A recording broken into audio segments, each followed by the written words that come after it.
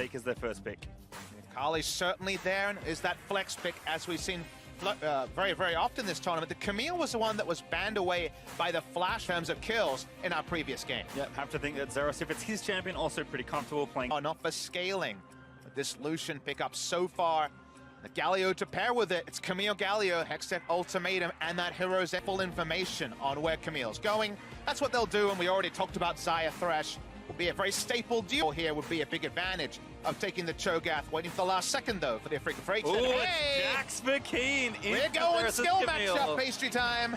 I love to see it here. I mean, again, when I first saw Keen play here at Worlds, he played Sion, and I'm like, this is not the player that I signed up to watch. So this, now Jax in the final stage is perhaps of the group for Afrika Freaks, is what I want to see. And now they see a hook shot, they're going straight in. In fact, maybe they'll just YOLO this one. Stun lands, I think they're just waiting. They are going to get it. Spirit's going to follow. Beautifully set up. He flashes in. Make sure the Fear Tether is there. And that's first blood over to your Jax. Very nice execution there. Always going to land on that Nocturne ultimate sign for Keen in this matchup. He's got the Phage. He started with the Ninja Tabi. So while there's no item lead just yet, it's definitely on the horizon. It's a nice hook. Yeah, really nice. Into the box there. The play is good. And that's an easy kill for Kramer. Featherstorm moving their bot lane through to try to guarantee this play. Yep, should be able to grab it, so we'll see where they go next. Looks like 4-man mid as Pallet pops a sweeper and just make sure everything is safe to cover. In fact, he's going to get aggressive.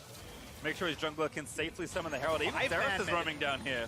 It's a 5-man mid with the Rift Herald to try to force some movement. They will lose mid lane turret with all this threat.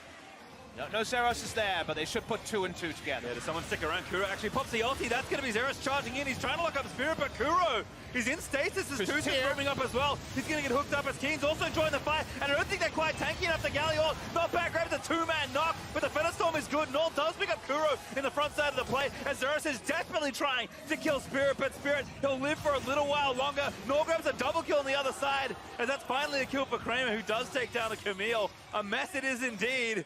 And Afrika Freaks, they actually trade down. Fingers, so they tried to make a proactive move, and largely, they stick the landing. Yep, they get the first turret gold. They actually stabilize the gold lane. In fact, Big Core, if he can finish his turret, will get a double TP from Fongbu Buffalo. Is going to mean Kramer's going to get dove without his ulti. Zeros going to charge in. You could have flashed that. Shut down by Zeros. I'm loving this from PVB. So high tempo, using every trick in the book to find advantage. It's going to be a 2-turret lead. The crucial problem, though, is if Afrika can ever regain vision, the Jax in the bot lane is going to get solo gold and solo farm. It's a short-lived lead there as health bars. They don't quite slink away. That's bad news for Pallet. Goodbye, sir. Half of groups has been play your own game. For PVB, yes, well, they may be the slower team in their region. They're certainly good at fighting as Kramer going to get knocked back in. Pallet set it up beautifully. Here's Galio trapped into the cage. See you later. Now that's not one you get out of PVB, as the Jackson dudes been pushing. Now walks up as here we go. Yeah, Spirit back down to the bot side. This is real unfair. Good flash, but good follow there from Keen. Just needs one more auto. Boss plant's there. And Kramer already killed Pallet in the mid lane, so Afrika Freaks on 2 sides will get their top laner out, but it costs them their support. It's the kind of League of Legends that got them to this point.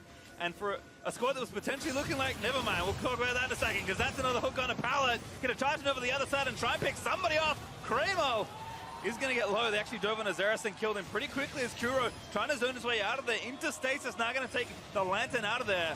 Tucson with a good hook gets 1 kill, and Xerath is collapsed on instantly for the second. Really good shot calling there as Nocturne used the ult not to dive further, but to actually help out Kramer.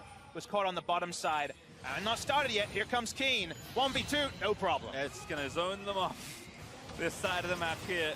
Should be a pretty simple Baron take. In fact, it's Kramer and Tucson, the dual lane. Going to take that out as the TP over here is going to ensure that this goes down. That's Kuro coming back in from the mid lane. Keen's even around just to make sure no funny business happens in the Baron pit. But Afrika, they win a quick fight and they take a very quick Baron. 5,000 gold ahead, and with the Jax now being raid boss status. Yeah, if you thought he was good with Triple Mountain Drake, now he's got a Baron buff to make things even easier. 2 quick hits to the turret and that takes it down. Big Koro and 2 more are going to try and come through. That's actually a 4-man. King going to try and get out of there. He's just buying what time he can. He's going to get a 2-man stun. He's buying enough time for his teammates. Tucson chucks in the Lantern. He pops the stopwatch. I think he's going to make it out safely. Rides it out, but gets taunted as Kramer takes out Zero Heroes who dove in valiantly to try and finish off the game, but Big Koro is dead to Kuro. Kuro's gonna get the next core and grab himself a double kill. And it's gonna be clean up city for a Freaka Freaks King. He took one death, but that's enough to grant a Freaka Freaks the game. It's the Keen that we respect so much. The champ is dead. Long live the champ. Able to take down the enemy team. The cleanup crew is here, and this will be the victory for a Freaka Freaks. Boosting, and of course, another flash as a Freaka Freaks take down yet another Nexus. That moves itself to 3-2, still in control of their own destiny, Papa. And this is why in the